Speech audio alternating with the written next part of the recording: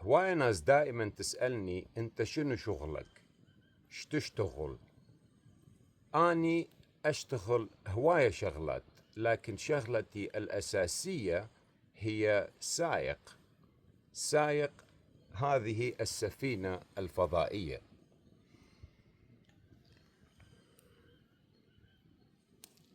لدي كل احتياجاتي للسفينة أن تعمل بصورة ممتازة لكي أربط مكونات جذور الماضي بأعماق المستقبل لكي أستقر في الحاضر، ومن ثم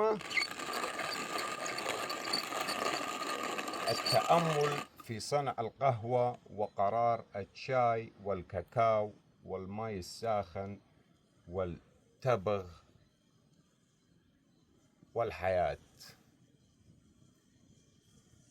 حبي لكم.